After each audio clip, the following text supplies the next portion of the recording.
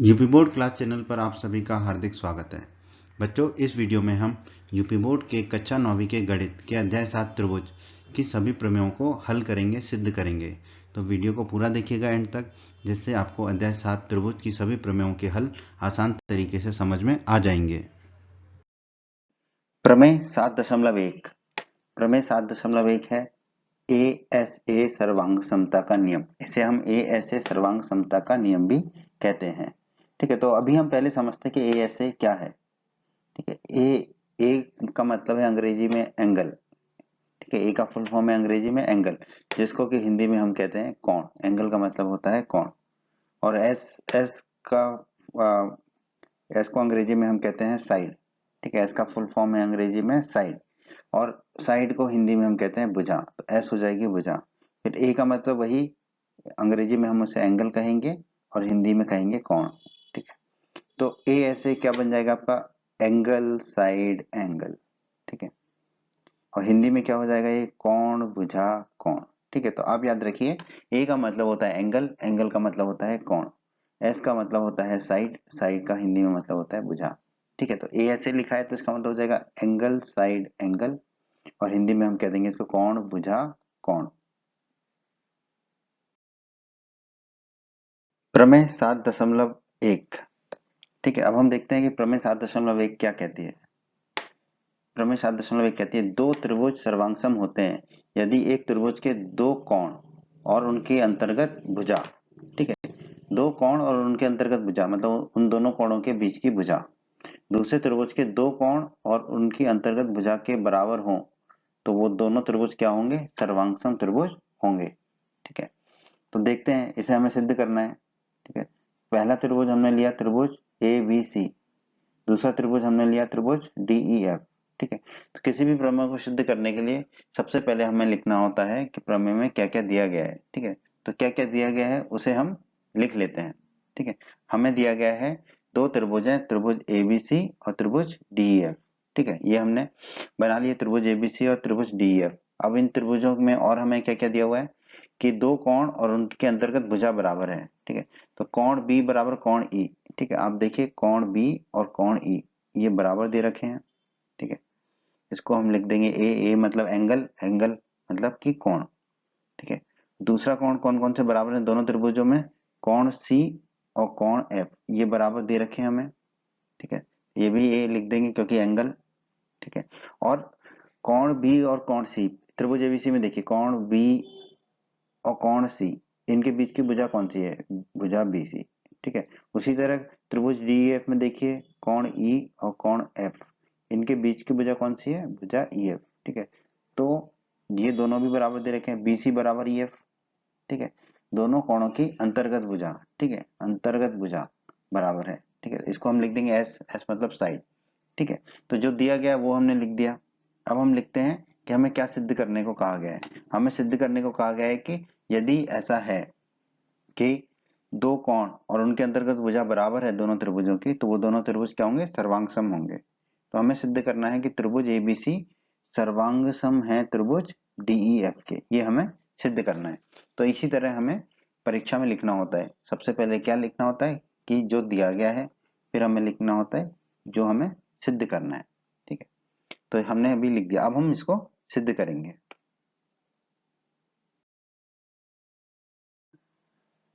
दोनों त्रिभुजों की सर्वांग समता के लिए तीन स्थितियां संभव है।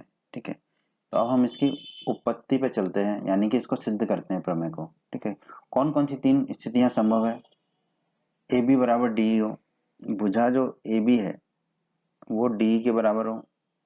ठीक है, ये दोनों भुजाएं, स्थिति एक। दूसरी स्थिति क्या है, ए बी जो है डी भुजा से बड़ी हो, और तीसरी स्थिति ए बी भुजा जो है वो डी भुजा से छोटी हो। तो यही तीन स्थिति हो सकते हैं, या तो ए बी डी के बराबर होगी, या ए बी डी से बड़ी होगी, या फिर ए बी डी से छोटी होगी। तो हम इन तीनों स्थितियों में जो है त्रिभुजों की सर्वांग क्षमता सिद्ध करेंगे। आइए अब हम स्थिति एक को देखते हैं। स्थिति एक में हमने क्या मानना है, ए बी भुजा जो है वो डी भुजा के बराबर है। अगर ए बी भुजा जो है ये भुजा डी भुजा के बराबर है।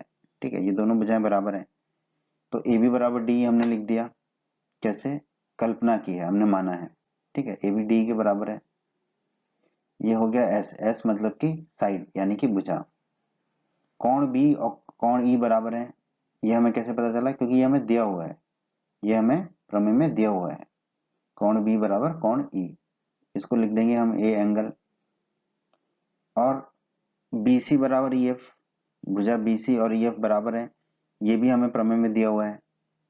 और ये क्या है, भुजा है, तो इसको हम लिख देंगे एस, साइड, ठीक है।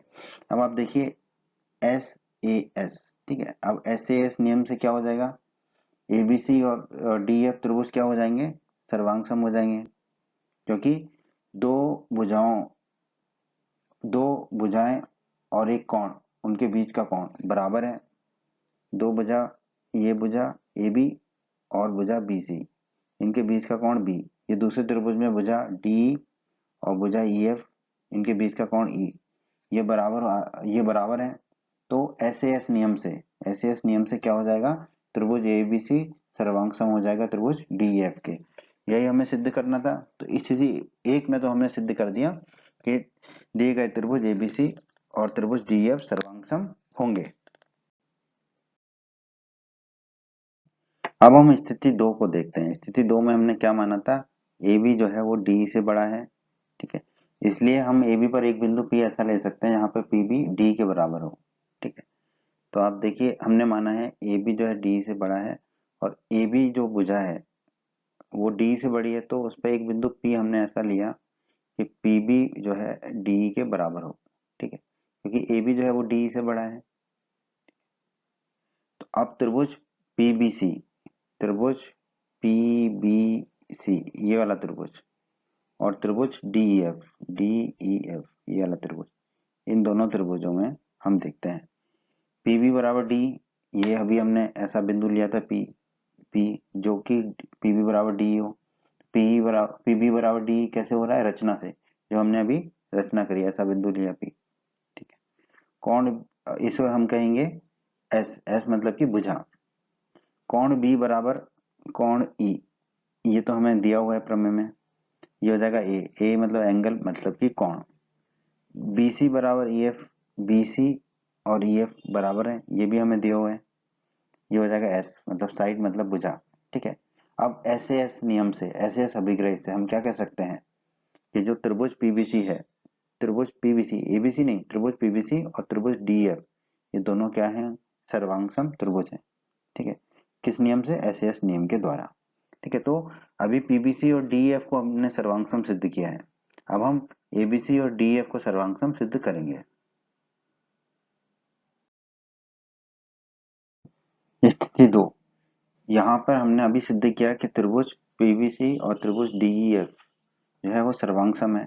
अगर ये दोनों त्रिभुज सर्वांगसम है तो इनके संगत भाग जो है वो बराबर होंगे, ठीक है। संगत भाग मतलब कि संगत भुजाएं और संगत कोण। तो जो कोण पीसीबी है, कोण पीसीबी, ये वाला जो कोण है, ये किसके बराबर होगा, कोण डीएफई के, कोण डीएफई इस वाले कोण के बराबर होगा, क्योंकि ये दोनों त्रिभुज क्या है, सर्वांगसम है, ठीक है। पीसीबी, पीसीबी, ठीक है, ये किसके अलावा डी एफ ई, ठीक है, क्रम बराबर होना चाहिए। परंतु हमें क्या दिया गया है, हमें दिया गया है कोण ए सी बी, कोण ए सी बी, ये जो कोण है ए सी बी, ठीक है, ये पूरा कोण, ये किसके बराबर है, कोण डी एफ ई के, कोण डी एफ ई के बराबर है ये, ठीक है। ये हमें प्रमेय में दिया हुआ है। अब आप देखिए पीसीबी भी डीएफई के बराबर है कोण, और कोण एसीबी भी कोण डीएफई के बराबर है, तो हम कह सकते हैं कि कोण एसीबी जो है वो कोण पीसीबी के बराबर होगा। एसीबी और पीसीबी बराबर होंगे, बिल्कुल बराबर होंगे, कोण एसीबी और कोण पीसीबी बराबर होंगे। परंतु क्या यह संभव है कि ये दोनों कोण बराबर हों, हाँ ये संभव तो है, पर कब संभव है, जब बिंदु P और बिंदु A दोनों संपाती हों। संपाती का मतलब एक ही जगह पर हो, जहां ए वहीं पर पी हो, तभी ये संभव है कि कोण एसीबी और कोण पीसीबी बराबर हो। तो इसका मतलब है कि बिंदु ए और बिंदु पी संपाती होंगे, संपाती हैं। आगे बढ़ते हैं हम। पीबी बराबर डी, ये हमें कैसे प्राप्त हुआ था, रचना से, क्योंकि हमने पी बिंदु कैसा लिया था कि पी बी बराबर डी के हो, ठीक है। पी बी बराबर डी तो रचना से प्राप्त हुआ। पी बिंदु ए के साथ संपाती है, यानी कि जो पी बिंदु है वही ए बिंदु है, दोनों एक ही जगह पर हैं, तो हम पी की जगह ए रख देंगे तो कोई फर्क नहीं पड़ेगा। तो हम कह सकते हैं पी बी बराबर जो डी है, तो पी की जगह हम क्या रख देंगे, ए रख देंगे। तो ए बी बराबर क्या हो जाएगा, डी, क्योंकि पी और ए बिंदु संपाती हैं, तो पी और तो पी बी और ए बी एक ही चीज हो जाएगी। तो ए बी बराबर क्या हो जाएगा हमारा, डी, ठीक है। ये बुझा है तो हमने लिख दिया एस। कोण बी बराबर कोण ई, कोण बी और कोण ई बराबर है, ये हमें दिया हुआ है, ये हो जाएगा ए मतलब एंगल मतलब कि कोण। और भुजा बी सी किसके बराबर है, भुजा ई एफ के, ये भी हमें दिया हुआ है, ये हो जाएगा एस मतलब साइड मतलब कि भुजा। अब आप देखिए एस ए एस, तो एस ए एस नियम से हम क्या कह सकते हैं कि त्रिभुज एबीसी सर्वांग होगा त्रिभुज डीई एफ के, ठीक है। किस नियम से, एस एस नियम के द्वारा त्रिभुज एबीसी और त्रिभुज डीएफ जो है वो सर्वांग होंगे। तो हमने दूसरी स्थिति जहां पर ए बी बड़ा है डी से, उसमें भी सिद्ध किया कि त्रिभुज एबीसी और त्रिभुज डीएफ जो है वो सर्वांग होंगे। अब हम अपनी स्थिति 3 लेते हैं, जहां स्थिति 3 में हमने कहा था ए बी छोटा होगा डी से, ठीक है। तो हम मान लेते हैं कि ए बी डी से छोटा है, यानी कि डी बड़ा है। डी बड़ा है तो हम डी पर एक बिंदु एम इस प्रकार लेते हैं कि एम ई बराबर ए बी हो। तो डी पर हमने एक बिंदु लिया एम, ठीक है। किस प्रकार लिया कि डी जो है एम ई जो है ए बी के बराबर हो, एम ई जो है वो ए बी के बराबर हो, ठीक है। इस प्रकार हमने बिंदु एम लिया, ठीक है। फिर हम क्या करेंगे, स्थिति 2 वाले तर्क को दोहराते हुए हम निष्कर्ष निकाल लेंगे कि ए बी बराबर डी होगा, ठीक है। ए बी और डी जो है वो हमारे बराबर आ जाएंगे, जैसा कि हमने स्थिति 2 में निकाला था, ठीक है। ऐसा निष्कर्ष हम निकाल पाएंगे, ए बी बराबर डी होगा। ए बी बराबर डी हमने निष्कर्ष निकाला, ये हो गया एस मतलब कि भुजा यानी कि साइड।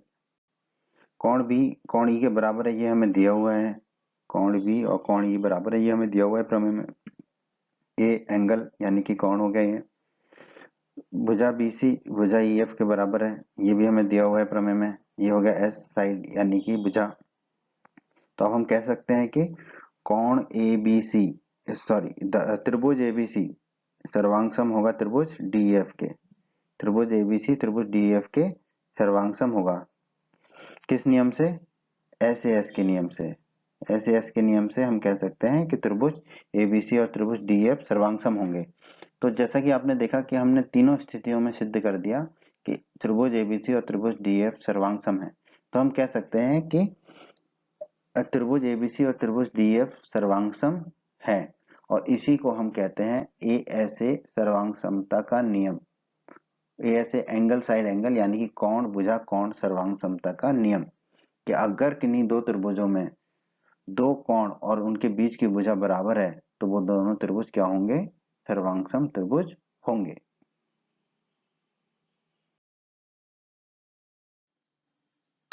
बच्चों, अगर आप हमारे यूपी बोर्ड क्लास चैनल पर नए हैं और आपने अभी तक हमारे यूपी बोर्ड क्लास चैनल को सब्सक्राइब नहीं किया है, तो जल्दी से सब्सक्राइब बटन को दबाकर यूपी बोर्ड क्लास चैनल को सब्सक्राइब कर लीजिए और बेल आइकन को भी दबा दीजिए।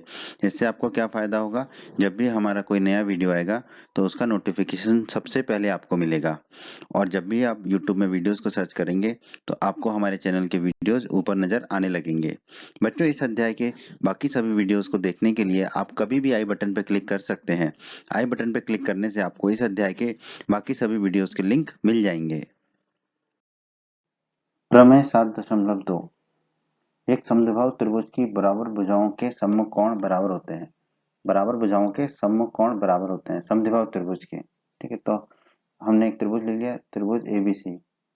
जैसा कि आप जानते हैं किसी भी प्रमेय को सिद्ध करने के लिए सबसे पहले हम बताते हैं कि उस प्रमेय में क्या दिया गया है। हमें दिया गया एक समद्विबाहु त्रिभुज एबीसी, ठीक है। इसमें हम मान लेते हैं कि भुजा बी ए भुजा सी ए के बराबर है, बी ए और सी ए जो है बराबर भुजाएं हैं, ठीक है। ये दोनों भुजाओं को बराबर मान लिया, बी ए बराबर सी ए। हमें सिद्ध क्या करना है, हमें सिद्ध करना है कि इनके सम्मुख कोण बराबर हो। बी ए का सम्मुख कोण क्या होगा, कोण सी, और CA का सम्मुख कोण क्या होगा? कोण B। तो हमें सिद्ध करना है कोण B और कोण C जो है वो बराबर होंगे।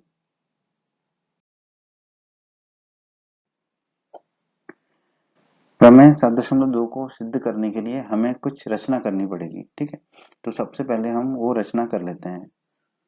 कोण A का समद्विभाजक खींचें। जो कोण A है आपका, कोण A, ये कोण A है, इस कोण का समद्विभाजक खींचें, मतलब कि इस कोण को दो बराबर भागों में बांटने वाली रेखा खींचनी है हमें, ठीक है। तो हमने कोण A का समद्विभाजक खींचा, जिसमें वो ये जो भुजा है ये कोण A को दो बराबर भागों में बांटती है।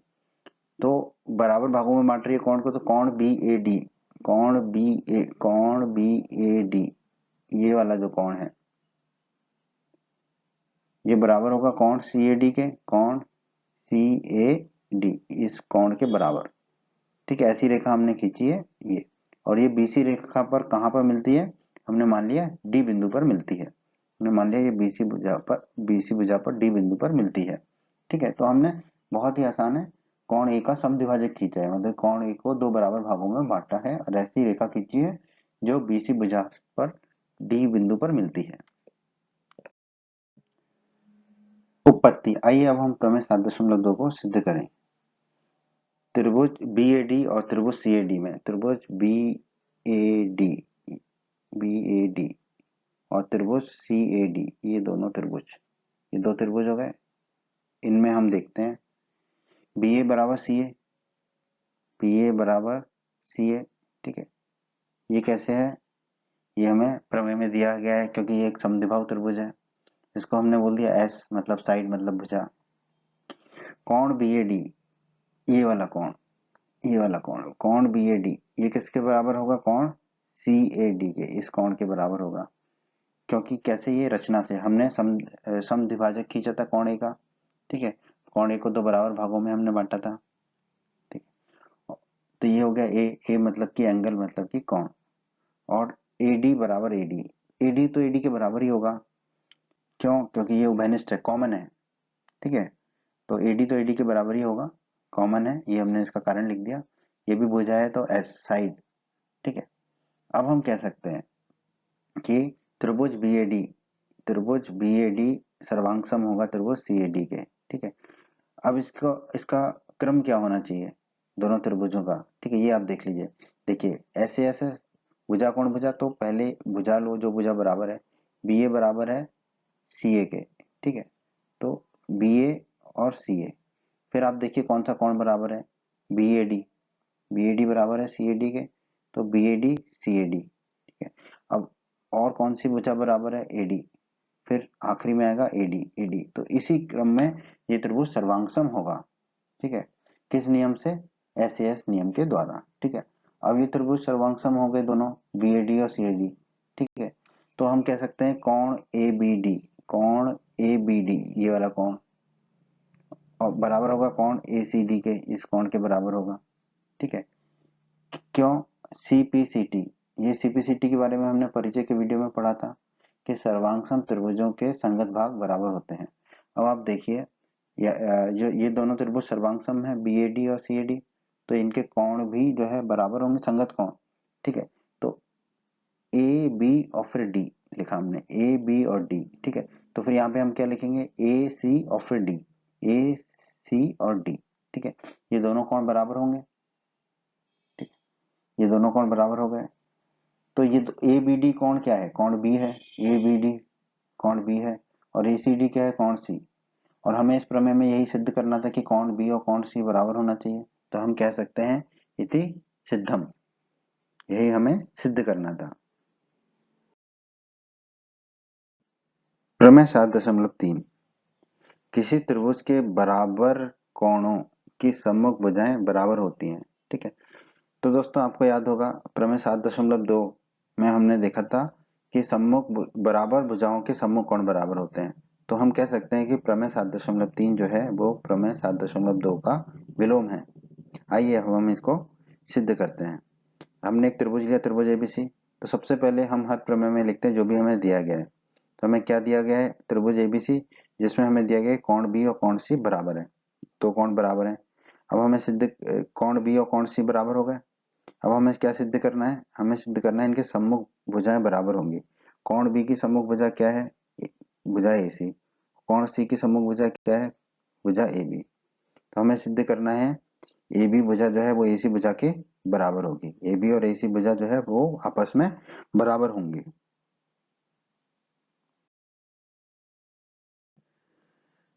प्रमेय 7.3 को सिद्ध करने के लिए हमें कुछ रचना करनी पड़ेगी। तो सबसे पहले हम वो रचना करते हैं। कोण A का समद्विभाजक खींचते हैं। ठीक है, जो कोण A है उसको दो बराबर भागों में बांटते हैं। तो हमने कोण A का समद्विभाजक खींचा AD। ठीक है, एक भुजा खींची AD। ठीक है, तो कोण A का समद्विभाजक खींचा तो कोण BAD, कोण BAD ये वाला जो कोण है BAD ये बराबर होगा कोण CAD के, क्योंकि हमने जो AD भुजा है वो कोण A का समद्विभाजक है। और मान लेते हैं कि ये जो भुजा AD ये BC भुजा पर कहाँ मिलती है? D बिंदु पर मिलती है।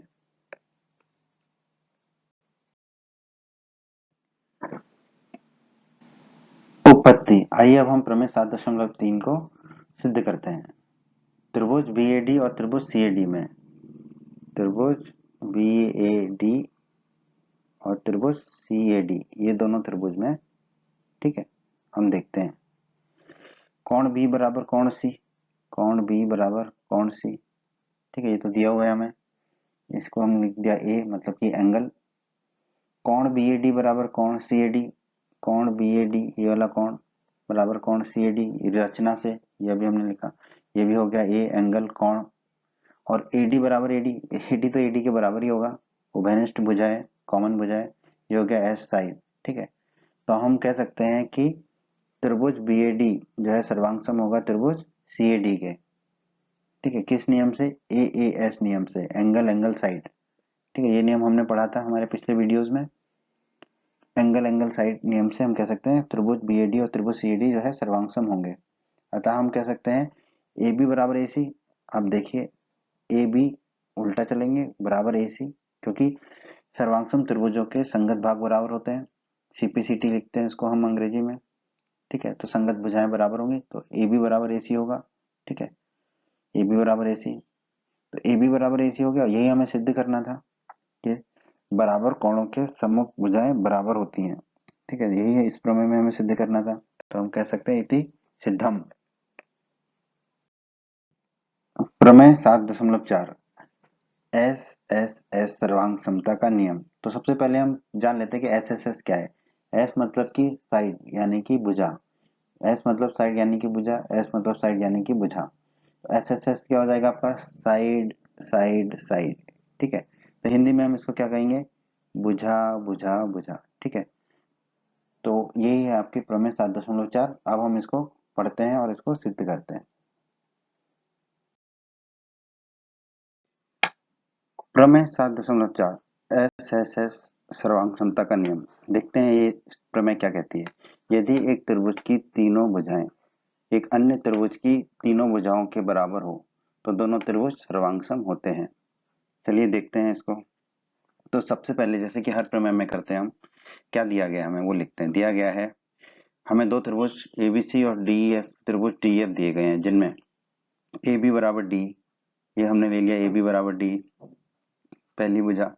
तीनों भुजा बराबर है तो पहली भुजा बराबर की AB बराबर D, दूसरी भुजा BC बराबर EF, BC बराबर EF, ये दूसरी भुजा भी बराबर हो गई। तीसरी भुजा AC बराबर DF, AC बराबर DF, ये तीसरी भुजा भी आपस में बराबर है। तो हमें सिद्ध क्या करना है? हमें सिद्ध करना है कि ये दोनों त्रिभुज, त्रिभुज ABC और त्रिभुज DF क्या होंगे? सर्वांग सम होंगे। ये दोनों त्रिभुज सर्वांग सम होंगे, ये हमें सिद्ध करना है। प्रमेय 7.4 को सिद्ध करने के लिए हमें कुछ रचना करनी पड़ेगी। तो हम कुछ रचना करते हैं। भुजा EG को इस प्रकार खींचे, एक भुजा हमने EG इस प्रकार खींची कि कोण GEF कोण ABC के बराबर होगा। कोण GEF ये वाला जो कोण है वो कोण ABC के बराबर होगा। ठीक है, और भुजा जी भुजा जो है वो भुजा AB के बराबर होगी। ये भुजा AB के बराबर होगी, भुजा जी भुजा AB के बराबर होगी। ठीक है, और भुजा FG को हम जोड़ देंगे। ठीक है, तो ये हमें रचना करनी है इस प्रमेय को सिद्ध करने के लिए। उपपत्ति। आइए अब हम प्रमेय 7.4 को सिद्ध करते हैं। त्रिभुज एबीसी और त्रिभुज ईएफजी में, ये है आपका त्रिभुज एबीसी और ये है आपका त्रिभुज ईएफजी। इसमें बीसी बराबर ईएफ, ये तो आपको दिया गया है, प्रमेय में दिया है बीसी और ईएफ बराबर है। इसको लिख लेंगे एस, साइड यानी कि भुजा। कोण जीएफ बराबर कोण एबीसी, कोण जीएफ और कोण एबीसी बराबर है। कैसे? रचना से, अभी हमने रचना की थी। ए लिख लेंगे इसको क्योंकि ये कोण है, एंगल है। और ए बी बराबर जी, ये भी हमने रचना से किया था। ए बी और जी बराबर है, ये हो गई साइड यानी कि एस यानी कि भुजा। ठीक है, तो ये बन गया आपका एस ए एस।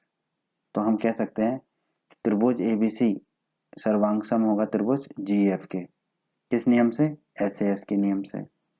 अब त्रिभुज एबीसी और त्रिभुज जीएफ सर्वांग सम है तो इनके संगत कोण भी बराबर होंगे। तो कोण ए और कोण जी बराबर होगा। कोण ए बराबर कोण जी लिख दिया हमने, कोण ए और कोण जी बराबर हो गए। इसको हम लिख देंगे सीपीसीटी। सीपीसीटी का मतलब हिंदी में क्या होता है? सर्वांग सम त्रिभुजों के संगत भाग बराबर होते हैं। और ये कौन से संगत भाग है? संगत कोण है। तो कोण ए और कोण जी बराबर होगा। इसको हम कह देंगे समीकरण 1।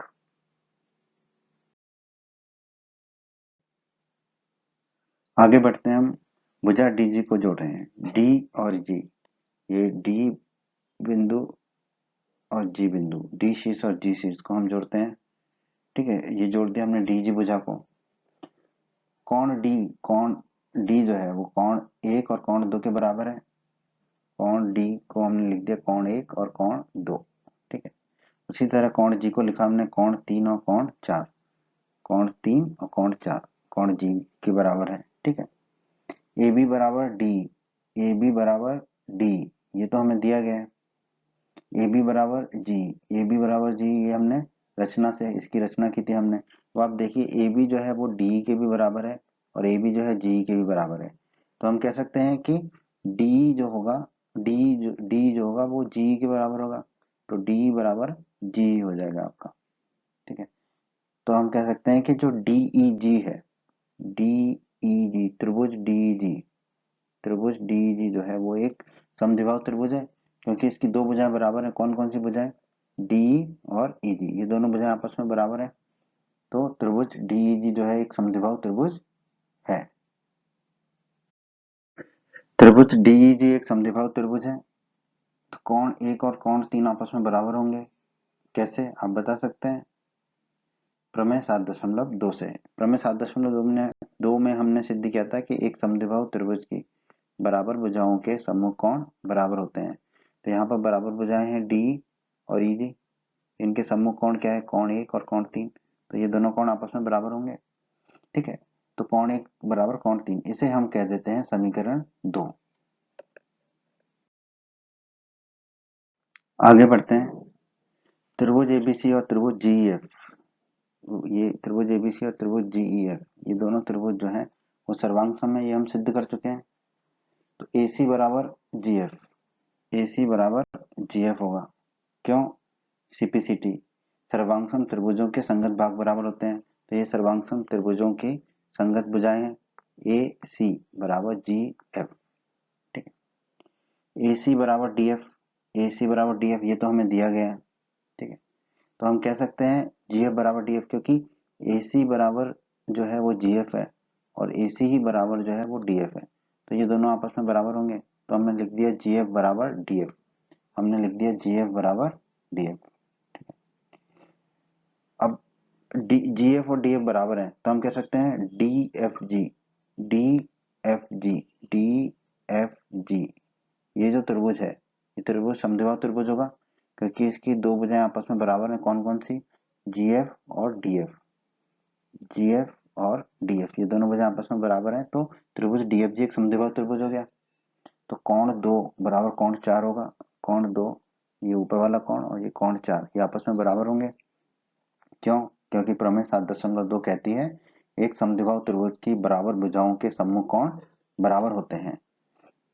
तो कोण 2 और कोण 4 जो है बराबर भुजाओं के सम्मुख कोण है, तो ये दोनों आपस में बराबर होंगे। इसे हम कह देंगे समीकरण 3। कोण 1 बराबर कोण 3, ये है हमारा समीकरण 2। कोण 2 बराबर कोण 4, ये है हमारा समीकरण 3। ठीक है। अब समीकरण 2 और समीकरण 3 को जोड़ेंगे तो कोण 1 धन कोण 2 कितना हो जाएगा, कोण 3 धन कोण 4। ठीक है। और हमने पहले देखा था कोण 1 और कोण 2 ये किसके बराबर है, कोण डी के, तो हमने लिख दिया कोण डी। उसी तरह कोण 3 और कोण 4 किसके बराबर है, कोण जी के, तो यहाँ हमने लिख दिया कोण जी। कोण डी बराबर हो गया कोण जी। कोण ए बराबर है आपका कोण जी के। ठीक है, ये हमने समीकरण 1 में देखा था, कोण ए बराबर कोण जी। ठीक है, तो कोण जी जो है वो कोण ए के भी बराबर है और कोण जी जो है वो कोण डी के बराबर है। तो हम कह सकते हैं कि कोण ए और कोण डी जो है वो आपस में बराबर होंगे और इसको हम कह देते हैं समीकरण 4। अब त्रिभुज एबीसी और त्रिभुज डीईएफ में हम देखते हैं AB बराबर DE, AB और DE भुजाएं जो है बराबर है आपस में, ये हमें दिया हुआ है प्रमेय में ही। इसको हम लिख लेंगे S मतलब साइड यानी कि भुजा। कोण A बराबर कोण D, कोण A और कोण D बराबर है, ये अभी हमने समीकरण 4 में निकाला था, तो इसको हम कह देंगे A यानी कि एंगल यानी कि कोण। और कोण AC भुजा AC बराबर भुजा DF, भुजा AC और भुजा DF जो है बराबर है, ये भी हमें दिया हुआ है प्रमेय में। इसको हम लिख लेंगे S यानी कि साइड यानी कि भुजा। अब आप देखिए आपका बन गया SAS नियम। ठीक है, तो आप कह सकते हैं कि त्रिभुज ABC, ठीक है, त्रिभुज ABC, त्रिभुज ABC जो है वो सर्वांग होगा त्रिभुज DEF के, त्रिभुज DEF के सर्वांग होगा। क्यों, SAS नियम के द्वारा। ठीक है, यही हमें सिद्ध करना था, त्रिभुज ABC और त्रिभुज DEF जो है वो सर्वांग होंगे। तो यह है आपकी प्रमेय 7.4 का हल और इसी प्रमेय को हम कहते हैं SSS सर्वांग समता का नियम, साइड साइड साइड सर्वांग समता का नियम। यानी कि अगर दो त्रिभुजों की तीनों भुजाएं तीनों संगत भुजाएं बराबर हों तो वो दोनों त्रिभुज क्या कहलाते हैं, सर्वांग त्रिभुज कहलाते हैं।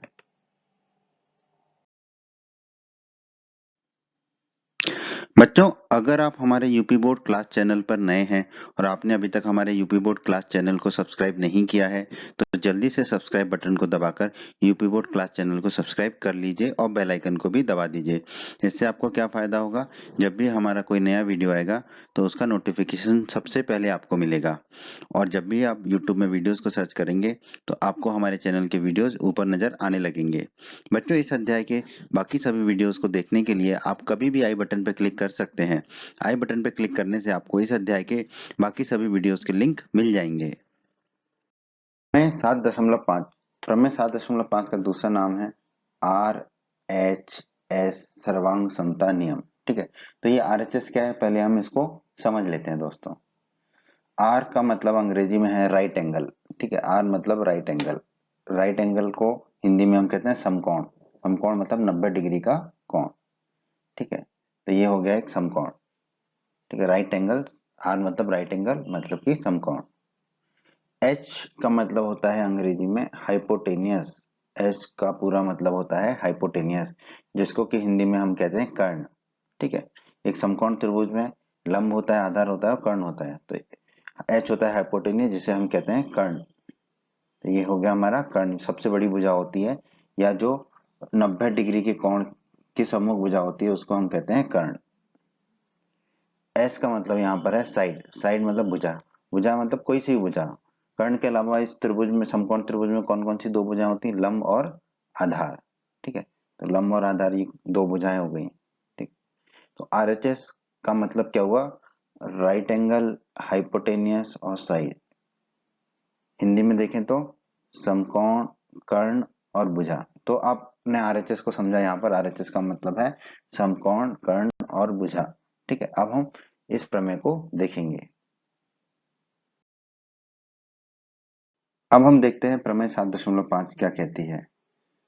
ठीक है, प्रमेय 7.5 RHS सर्वांग समता का नियम कहता है यदि दो समकोण त्रिभुजों में, ठीक है, दो समकोण त्रिभुजों में त्रिभुज एक त्रिभुज का कर्ण और एक भुजा जो है क्रमशः दूसरे त्रिभुज के कर्ण और भुजा के बराबर हो तो दोनों त्रिभुज क्या होंगे, सर्वांग होंगे। ठीक है, तो इस प्रमेय को हम सिद्ध करते हैं। ठीक है, तो क्या दिया गया है पहले वो लिख लेते हैं, उससे हमें ये प्रमेय और समझ में आएगी। ठीक है, हमें क्या क्या दिया हुआ है, हमें दिया हुआ है दो त्रिभुज ABC और त्रिभुज DF। ठीक है, दो त्रिभुज दिए हुए हैं। ठीक है, और हमें कहा गया है ये क्या है, समकोण त्रिभुज है। समकोण त्रिभुज है तो हम मान लेते हैं कोण बी और कोण ई जो है वो 90 डिग्री के हैं। तो ये दोनों कोण बराबर होंगे क्योंकि दोनों कोण 90 डिग्री के हैं। तो कोण बी और कोण ई जो है 90 डिग्री के हैं क्योंकि ये दोनों त्रिभुज क्या है, समकोण त्रिभुज होंगे। ठीक है, तो हम लिख लेंगे आर। आर मतलब अभी हमने देखा था राइट एंगल, ठीक है, यानी कि 90 समकोण। और क्या दिया हुआ है, कर्ण बराबर है। ठीक है, कर्ण बराबर है तो दोनों त्रिभुजों के कर्ण बराबर कर दिए हमने। तो हम लिख पाएंगे ए सी बराबर डी एफ। कर्ण, यहाँ पर ए सी है कर्ण, दूसरे त्रिभुज में कर्ण डी एफ है। ठीक है, कर्ण बराबर है तो इसको हम क्या लिख देंगे, एच। एच मतलब हाइपोटेनियस, मतलब कि कर्ण बराबर है। और हमें दिया गया है एक भुजा बराबर है। ठीक है, तो इसमें दो भुजाएं हैं। ठीक है, लंब और आधार। तो हम किसी को भी बराबर मान सकते हैं, दोनों लंबों को भी बराबर मान सकते हैं या दोनों आधार को बराबर मान लें। तो यहाँ पर हम मान लेते हैं कि दोनों आधार बराबर हैं। तो BC बराबर EF। ठीक है, हम मान लेते हैं कि BC और EF आपस में बराबर है।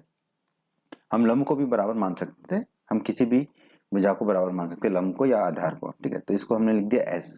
तो ये हमें प्रमेय में दिया गया है कि दो समकोण त्रिभुज हैं, उनके कर्ण बराबर हैं और उनकी एक भुजा बराबर है, जिसको हमने यहाँ पर आधार मान लिया है, जो कि बराबर है।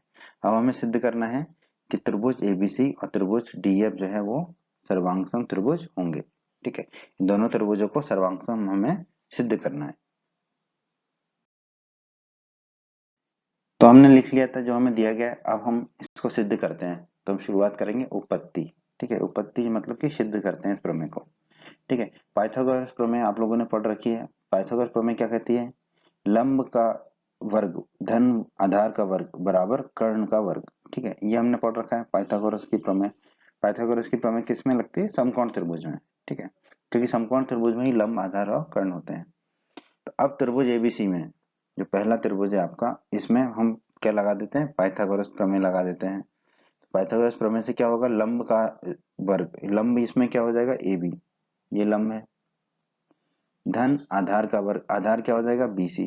BC लिख दिया, बराबर किसके हो जाएगा, कर्ण के वर्ग के बराबर। कर्ण यहाँ पर कितना है, AC, तो हो गया AC के वर्ग के बराबर। तो हमने त्रिभुज ABC में प्रमेय लगा दी पाइथागोरस। ठीक है, तो हमें मिला AB का वर्ग धन BC का वर्ग बराबर AC का वर्ग। इसको हम कह देंगे समीकरण 1। पाइथागोरस प्रमेय हमने लगा दी थी हम त्रिभुज ABC में। अब हम त्रिभुज DEF में भी पाइथागोरस प्रमेय लगा देते हैं। ठीक है, तो यहाँ पर भी लंब हमारा क्या है, D।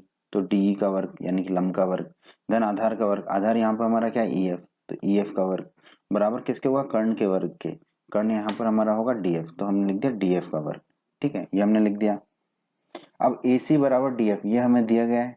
AC और DF दोनों त्रिभुजों में देखिए AC और DF बराबर कर्ण बराबर दिए गए हैं। ठीक है, और हमने क्या माना था, एक भुजा जो बराबर थी तो उस आधार माना था, तो BC बराबर EF ये भी दिया हुआ है क्योंकि एक भुजा बराबर है।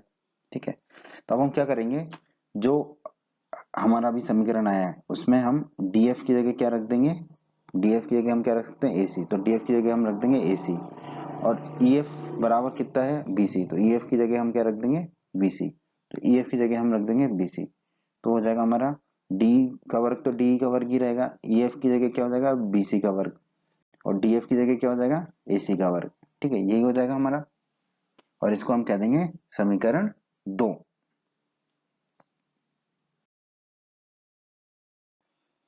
तो हमें समीकरण 1 मिला है, AB का वर्ग धन BC का वर्ग बराबर AC का वर्ग। ये समीकरण 1 था हमारा। समीकरण 2 क्या है, DE का वर्ग धन BC का वर्ग बराबर AC का वर्ग।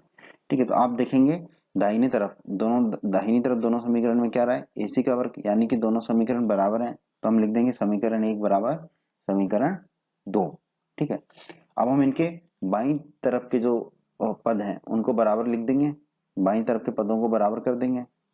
तो हम क्या लिख सकते हैं, AB का वर्ग धन BC का वर्ग बराबर DE का वर्ग धन BC का वर्ग। ठीक है, ये दोनों बराबर हो जाएंगे।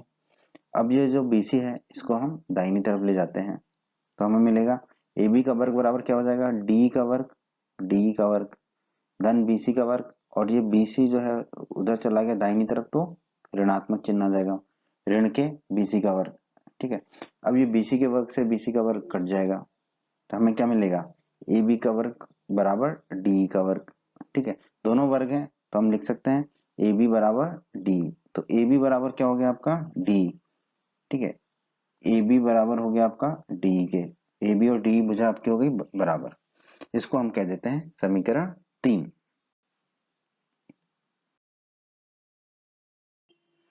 अब त्रिभुज एबीसी और त्रिभुज डीएफ, इन दोनों में आप देखिए ए बी बराबर डी समीकरण 3 से अभी हमने निकाला था, ठीक है, इसको हम कह देंगे एस, मतलब कि साइड मतलब भुजा, ठीक है। ए सी बराबर डी एफ दिया हुआ है, दोनों त्रिभुजों के कर्ण बराबर हैं, ए सी बराबर डी एफ, ए सी बराबर डी एफ हो गया, इसको भी हम कर देंगे एस यानी कि भुजा, और आधार को हमने बराबर माना था बी सी बराबर ई एफ, बी सी बराबर ई एफ, बी सी और ई एफ बराबर है, एक भुजा बराबर थी, ये भी दे रखा है, ठीक है। तो ये क्या हो जाएगा आपका S S S, S S S नियम से क्या कह सकते हैं हम कि दोनों त्रिभुज, त्रिभुज एबीसी और त्रिभुज डीएफ क्या है, सर्वांग सम है।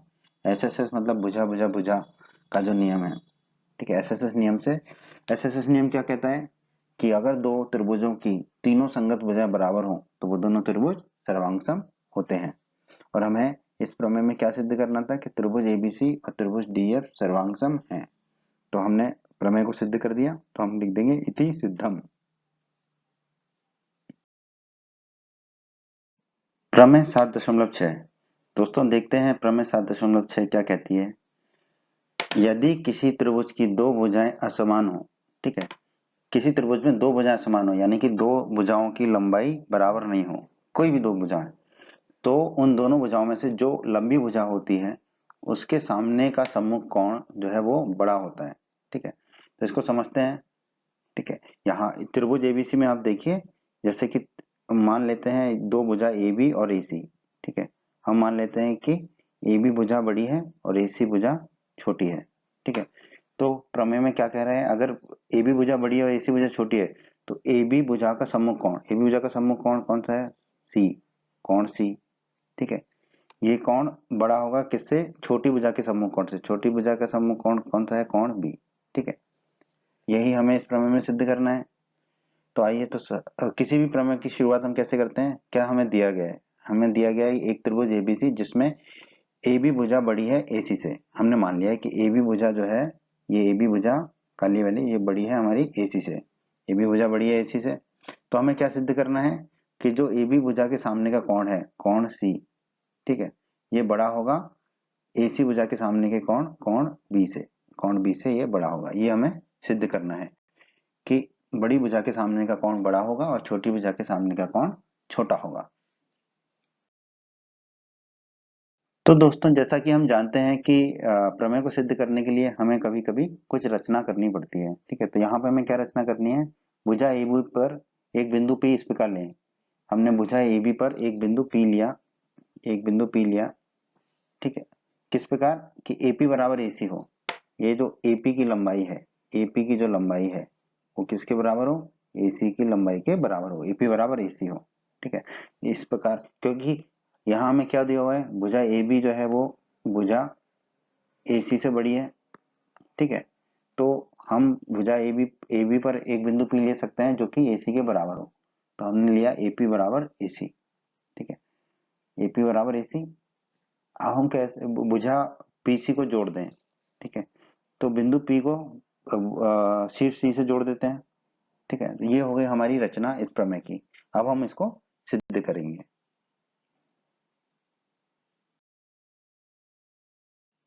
आइए अब हम प्रमेय 7.6 को सिद्ध करते हैं। AP बराबर AC ये हमने रचना में माना था, रचना की थी, ठीक है। तो हम कह सकते हैं त्रिभुज APC, त्रिभुज APC ये वाला जो त्रिभुज है, ये त्रिभुज क्या होगा, एक समद्विबाहु त्रिभुज होगा, क्योंकि इस त्रिभुज की दो भुजाएं बराबर हैं, AP और AC ये दो भुजाएं बराबर हैं, तो ये त्रिभुज APC जो है हमारा एक समद्विबाहु त्रिभुज होगा। तो हम कह सकते हैं कि कोण APC, कोण APC, कोण APC ये वाला कोण है आपका P पर बना हुआ, और कोण ACP C पर बना हुआ कोण, ये वाला कोण ACP, ये दोनों कोण आपस में बराबर होंगे। आप बता सकते हैं कैसे, आपने पढ़ रखा है, हमारा प्रमेय 7.2 का वीडियो अवश्य देखें, उस वीडियो में हमने प्रमेय 7.2 को सिद्ध किया है। और प्रमेय 7.2 क्या कहती है, एक समद्विबाहु त्रिभुज की बराबर भुजाओं के सम्मुख या सामने के कोण बराबर होते हैं। तो ये दोनों कोण कौन से कोण हैं, बराबर भुजाओं के सम्मुख कोण है। ठीक है, एपी और एसी भुजाओं के सम्मुख कोण है, तो ये आपस में क्या होंगे, बराबर होंगे। अब हम मान लेते हैं कि कोण एपीसी और कोण एसीपी ये दोनों कोण जो बराबर हैं उनका मान x है। ठीक है, तो हमने मान लिया कि ये दोनों कोण जो है वो x हैं। अभी हमने माना था कोण एपीसी बराबर कोण एसीपी बराबर x, इसको हम कह देंगे समीकरण 1। ठीक है, अब भुजा AB पर, ये जो काले कलर की भुजा है AB, इस पर अब देखिए कोण बीपीसी, ये जो लाल रंग का कोण है कोण बीपीसी धन कोण एपीसी, ये जो काले रंग का कोण है जिसको हमने x कहा, ये दोनों का योग कितना होगा, 180 डिग्री। ये आपने अध्याय 6 में पढ़ा था। कारण क्या है इसका, रैखिक युग्म।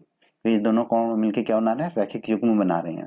ठीक है, अब कुछ नहीं है, एपीसी को जो है हम दाईं तरफ ले जाएंगे तो ये ऋण का एपीसी हो जाएगा।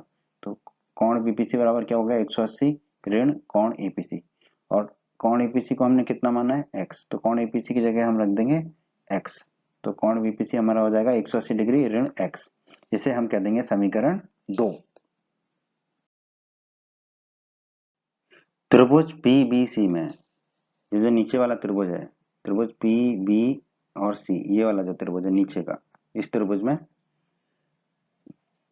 कोण बीपीसी बराबर हमारा कितना आया था, ये जो लाल वाला कोण है कोण बीपीसी, ये हमारा आया था 180 डिग्री माइनस x, जिसे हमने समीकरण 2 माना था।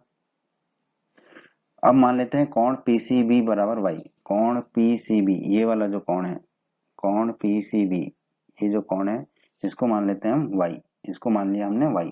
ठीक है, अब आप देखिए त्रिभुज पीबीसी में, नीचे वाले त्रिभुज में, ठीक है, तीनों कोणों को हम जोड़ रहे हैं।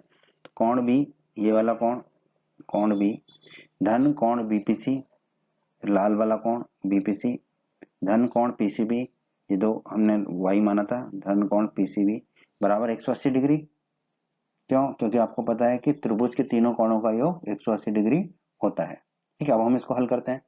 तो बीपीसी की जगह हम क्या रख देंगे, ये जो ऊपर आया 180 डिग्री माइनस x, और पीसीबी हमने कितना माना है y, तो पीसीबी की जगह हम रख देंगे y, रख देते हैं बीपीसी डिग्री माइनस x। ठीक है, ये रख दिया हमने, पीसीबी की जगह हमने रख दिया y। ठीक है, अब 180 डिग्री माइनस x और y को हम ले जाएंगे दाईं तरफ। ठीक है, तो जब ये दाईं तरफ जाएगा तो ऋण का चिन्ह आ जाएगा, दोनों में ऋण का चिन्ह आ गया। तो कोण बी बराबर हमारा कितना हो जाएगा, 180 डिग्री ऋण 180 डिग्री ऋण के x ब्रैकेट के अंदर ऋण का y, ये आ जाएगा हमारा। अब हम इसको हल करते हैं। ठीक है, ब्रैकेट को खोलते हैं तो 180 डिग्री ऋण के साथ आएगा, माइनस से माइनस ये कटेगा तो ये धन का x हो जाएगा और ऋण का y तो है ही। अब 180 डिग्री से 180 डिग्री चला जाएगा तो कोण बी बराबर हमें मिल जाएगा x ऋण y, इसे हम कह देंगे समीकरण 3। ठीक है, अब कोण सी, ये वाला जो पूरा कोण सी है, ये देखिए ये किस किस से मिलके बना है, ऊपर वाला कोण ACP और नीचे वाला कोण PCB, इन दोनों से मिलके बना है कोण सी बराबर। ठीक है, ACP क्या है हमारा x और PCB क्या है y, तो हम यहाँ रख देंगे। तो कोण सी बराबर हो गया हमारा x धन y। ठीक है, इसे हम कह देंगे समीकरण 4। अब आप देखिए x धन y है कोण सी और कोण b है x ऋण y। ठीक है, आप जानते हैं कि x धन y जो है वो हमेशा x ऋण y से बड़ा होगा। ठीक है, दो संख्याओं का योग हमेशा दो संख्याओं के घटाव से बड़ा होता है, ये हमने पिछली कक्षाओं में पढ़ रखा है। ठीक है, x धन y क्या है, कोण सी है, तो इसकी जगह हम लिख देंगे कोण सी, और x ऋण y क्या है, कोण बी, तो x ऋण y की जगह रख देंगे हम कोण बी। ठीक है, तो आ जाएगा कोण सी बड़ा होगा कोण बी से, और हमें इस प्रमेय में यही सिद्ध करना था कि कोण सी बड़ा होगा कोण बी से, क्योंकि AC भुजा बड़ी है AC भुजा से, AB भुजा AC भुजा से बड़ी है। तो हमें यही सिद्ध करना था कोण सी बड़ा होगा कोण बी से, तो हम कह सकते हैं इति सिद्धम।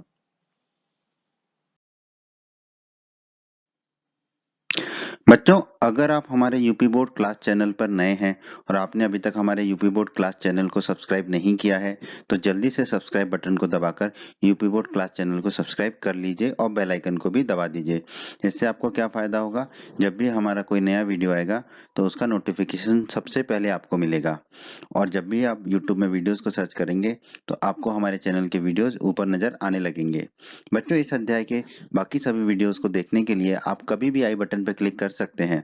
आई बटन पर क्लिक करने से आपको इस अध्याय के बाकी सभी वीडियोस के लिंक मिल जाएंगे। प्रमेय 7.7 प्रमेय 7.7 कहती है किसी त्रिभुज के बड़े कोण की सम्मुख भुजा बड़ी होती है, लंबी होती है। ठीक है, तो ये प्रमेय 7.6 का विलोम हुआ। आपने हमारा अगर प्रमेय 7.6 का वीडियो नहीं देखा है तो उसे अवश्य देखें। ठीक है, प्रमेय 7.6 में कहा था कि बड़ी भुजा का सम्मुख कोण बड़ा होता है। यहाँ पर कहा गया है कि बड़े कोण की सम्मुख भुजा बड़ी होती है। ठीक है, तो हमें एक त्रिभुज दिया गया है एबीसी। ठीक है, इसमें हम मान लेते हैं कि कोण सी जो है हमारा वो बड़ा है और कोण बी छोटा है। कोण सी बड़ा है तो कोण सी की सम्मुख भुजा कौन सी होगी, ये काली वाली भुजा एबी। और कोण बी की सम्मुख भुजा होगी भुजा एसी। तो बड़े कोण की भुजा बड़ी होगी तो ए बी भुजा बड़ी होगी भुजा एसी से। ठीक है, ये हमें सिद्ध करना है। तो आइए इस प्रमेय को हम हल करते हैं। तो सबसे पहले तो जो हमें दिया गया वो लिख लेंगे प्रमेय में। क्या दिया हुआ है, एक त्रिभुज एबीसी दिया है जिसमें हमने मान लिया कि कोण सी जो है वो कोण बी से बड़ा है। कोण सी जो है कोण बी से बड़ा है, ये हमने मान लिया है। ठीक है, एक कोण बड़ा मानना पड़ेगा। तो कोण सी कोण बी से बड़ा है तो हमें क्या सिद्ध करना है कि कोण सी के जो सामने की भुजा है यानी कि भुजा ए बी जो है वो बड़ी होगी भुजा ए सी से, कोण बी के सम्मुख भुजा से बड़ी होगी। तो हमें सिद्ध करना है कि भुजा ए बी जो है वो भुजा ए सी से बड़ी होगी। ये हमें इस प्रमेय में सिद्ध करना है। आइए अब हम प्रमेय 7.7 को सिद्ध करते हैं। उपपत्ति। ठीक है, तो त्रिभुज एबीसी में हमारे पास तीन स्थितियां संभव है इस प्रमेय को सिद्ध करने के लिए। या तो स्थिति एक है, या तो भुजा ए बी और ए सी बराबर हो, ए बी और ए सी भुजा बराबर हो। स्थिति दो क्या है, भुजा ए बी बड़ी छोटी हो भुजा ए सी से। और स्थिति तीन क्या है, ए बी भुजा बड़ी हो भुजा ए सी से। स्थिति तीन ही हमें सिद्ध करनी है। बट ये तीन स्थिति हो सकती है दो भुजाओं के बीच में, या तो दोनों भुजाएं आपस में बराबर हो, या पहली भुजा बड़ी हो दूसरी छोटी हो, या पहली छोटी हो दूसरी बड़ी हो। ठीक है, ये तीनों स्थितियों को हम देख लेते हैं और फिर हम सिद्ध कर पाएंगे कि जो है ए बी भुजा ए सी भुजा से बड़ा है। ठीक है, जहां पर हमें दिया गया है कि कोण सी जो है वो बड़ा है कोण बी से। ठीक है, इस स्थिति में क्या होगा ये देखना है। हम तीनों स्थितियों को जांच लेंगे इस स्थिति में कि ए बी ए सी के बराबर है, या ए बी छोटा है ए सी से, या ए बी बड़ा है ए सी से। तो हम तीनों स्थितियों को देखते हैं। तो हम पहली स्थिति को देखते हैं। पहली स्थिति क्या थी, मान लेते हैं कि ए बी और ए सी बराबर है। ठीक है, तो हमने मान लिया भुजा ए बी और भुजा ए सी बराबर है।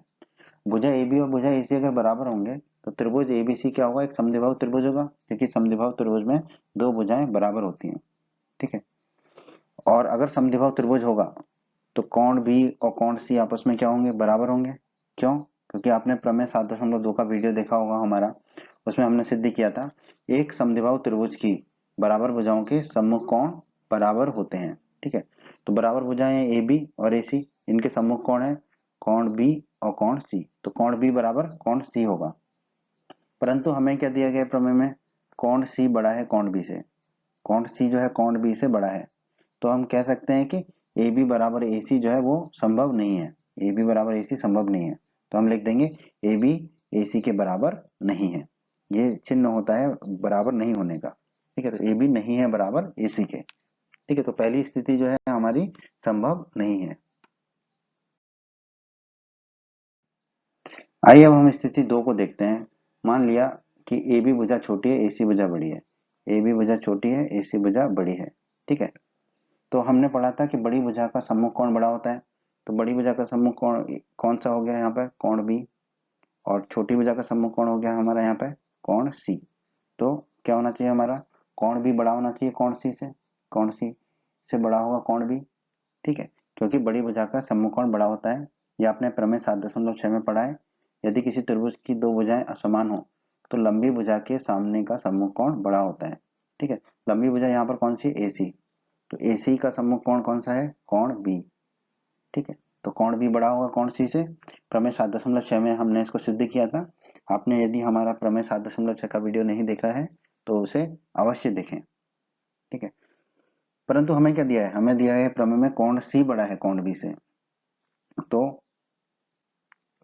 भुजा ए बी छोटी हो भुजा ए सी से ये संभव नहीं है, क्योंकि जो हमें दिया गया है उसका विपरीत हमें उत्तर प्राप्त हो रहा है, ठीक है। तो हम कह सकते हैं कि ए बी भुजा जो है वो ए सी भुजा से छोटी नहीं होगी। तो ए बी भुजा छोटी नहीं होगी ए सी भुजा से, तो स्थिति 2 संभव नहीं है। आइए अब हम स्थिति 3 की चर्चा करते हैं कि भुजा ए बी बड़ी होगी भुजा ए सी से, ये मान लेते हैं। वैसे तो अगर दोनों स्थितियां, जो पहली स्थिति और दूसरी स्थिति संभव नहीं है तो तीसरी स्थिति ही संभव होगी, फिर भी हम इसे सिद्ध करते हैं, फिर भी अब हम इसे सिद्ध करेंगे, ठीक है। तो भुजा ए बी बड़ा है ए सी से, ठीक है। ए बी भुजा जो है वो बड़ा है ए सी भुजा से। तो हमने पढ़ा था कि बड़ी भुजा का सम्मुख कोण बड़ा होता है, तो ए बी भुजा का सम्मुख कोण कौन सा है, कोण सी, तो ये बड़ा होगा। एसी भुजा का सम्मुख कोण क्या है, कोण बी से, तो कोण सी बड़ा होगा कोण बी से। ये हमने प्रमेय 7.6 में सिद्ध किया था।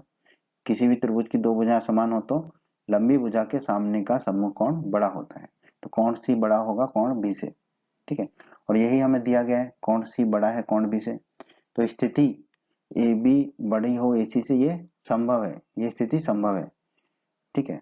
तो हम कह सकते हैं कि ए बी बड़ा होगा ए सी से, भुजा ए बी भुजा ए सी से बड़ी होगी, और यही हमें सिद्ध करना था। तो हम कह सकते हैं इति सिद्धम। प्रमेय 7.8 प्रमेय 7.8 कहती है त्रिभुज की किन्हीं दो भुजाओं का योग, किन्हीं भी दो भुजाओं का योग तीसरी भुजा से बड़ा होता है, ठीक है। तीसरी भुजा से बड़ा होगा, दो भुजाओं का योग तीसरी भुजा से बड़ा होगा, ठीक है।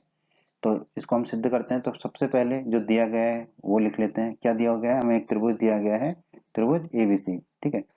हमें क्या सिद्ध करना है कि किन्हीं भी दो भुजाओं का योग तीसरी भुजा से बड़ा होता है। तो ए बी धन ए सी, ठीक है, ए बी धन ए सी किससे बड़ा होगा, बी सी से, ठीक है। दूसरी स्थिति क्या है, ए बी धन बी सी, ए बी धन बी सी, ये किससे बड़ा होगा, ए सी से। तीसरी स्थिति हमारी क्या है, बी सी धन ए सी, बी सी धन ए सी किससे बड़ा होगा, ए बी से, ठीक है। तो हमें ये तीनों सिद्ध करने हैं कि किन्हीं भी दो भुजाओं का योग तीसरी भुजा के योग से बड़ा होगा।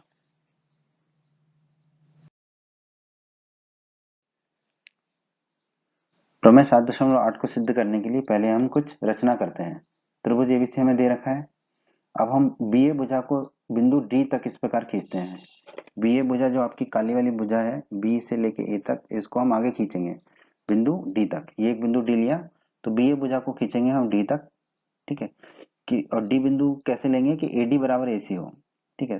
तो ए से डी तक खींचेंगे और ए डी और ए सी आपस में बराबर हो, ठीक है। तो बी ए भुजा को खींचा हमने डी तक और ए डी बराबर ए सी होना चाहिए, ठीक है। अब भुजा सी डी को जोड़ देंगे हम, सी और डी को हमने जोड़ दिया, ठीक है। अब मान लेते हैं कोण एसीडी, कोण एसीडी बराबर एक्स, ये जो नीचे का कोण है ये हमने एक्स मान लिया।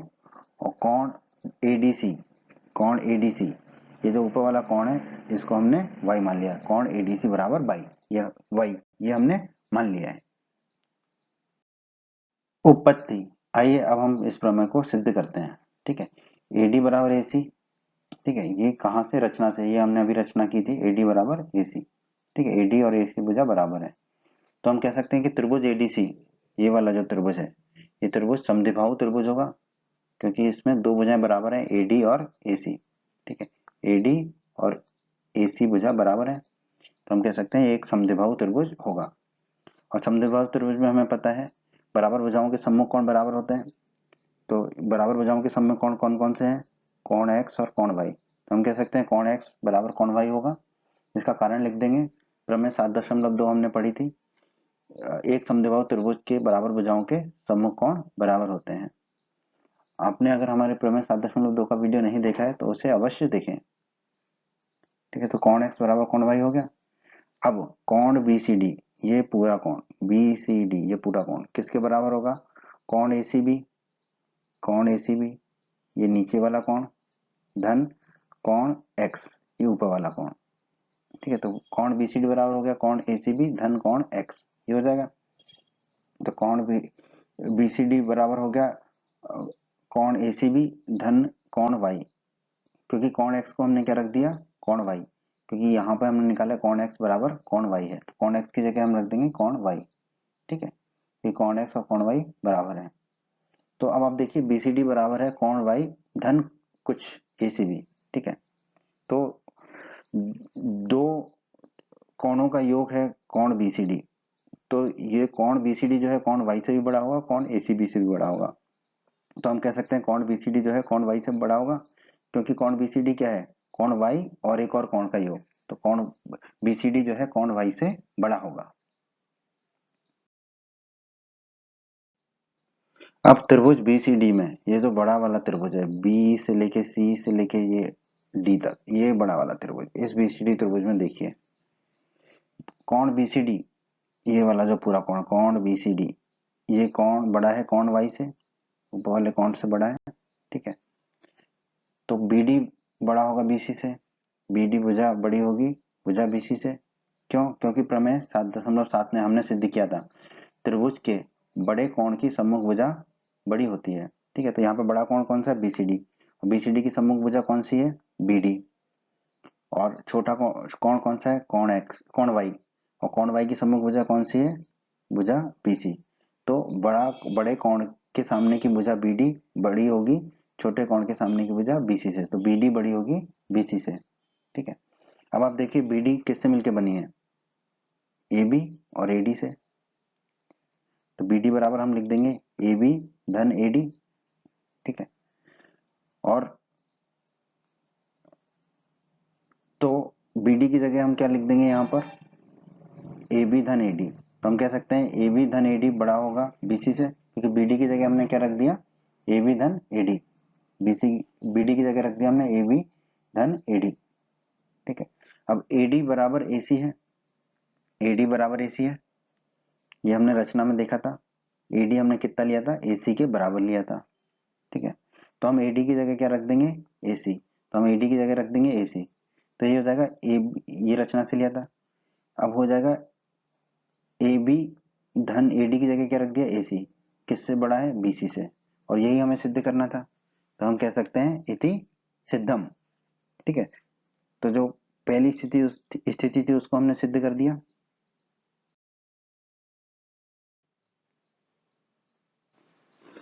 तो इसी तर्क को दोहराते हुए हम बाकी स्थितियों को भी सिद्ध कर सकते हैं। ठीक है, सिद्ध करने की जरूरत नहीं है, पर आप सीधा सीधा लिख सकते हैं अपने परीक्षा में कि इसी तर्क को दोहराते हुए हम कह सकते हैं कि AB धन BC बड़ा होगा AC से, या फिर BC धन AC बड़ा होगा AB से, और जो अभी अभी हमने सिद्ध किया है AB धन AC बड़ा होगा BC से। ठीक है, तो तीनों स्थितियों को सिद्ध किया जा सकता है। ठीक है, इति सिद्धम, तो हम कह देंगे हमने अपनी प्रमेय को सिद्ध कर दिया। उम्मीद करते हैं बच्चों आपको हमारा ये वीडियो पसंद आया होगा। बच्चों, अगर आप यूपी बोर्ड क्लास चैनल पर नए हैं और आपने अभी तक हमारे चैनल को सब्सक्राइब नहीं किया है तो सब्सक्राइब बटन को दबाकर जल्दी से चैनल को सब्सक्राइब कर लीजिए और बेल आइकन को भी दबा दीजिए। इससे आपको क्या फ़ायदा होगा, जब भी हमारे चैनल पर कोई भी नया वीडियो आएगा तो उसका नोटिफिकेशन आपको सबसे पहले मिल जाएगा, और जब भी आप यूट्यूब पर कोई वीडियो सर्च करेंगे तो हमारे चैनल के वीडियोज़ आपको ऊपर नज़र आने लगेंगे। आप हमारे वीडियोज़ को अपने सभी दोस्तों के साथ व्हाट्सएप और फेसबुक पर अवश्य शेयर करें, जिससे आपके दोस्तों का भी लाभ हो सके। आपको वीडियो पसंद आई है तो वीडियो को लाइक अवश्य करें, और इस अध्याय के अन्य सभी वीडियोस को देखने के लिए आई बटन पर क्लिक करें। आई बटन पर क्लिक करने से आपको इस अध्याय के सभी वीडियोस के लिंक मिल जाएंगे। धन्यवाद बच्चों।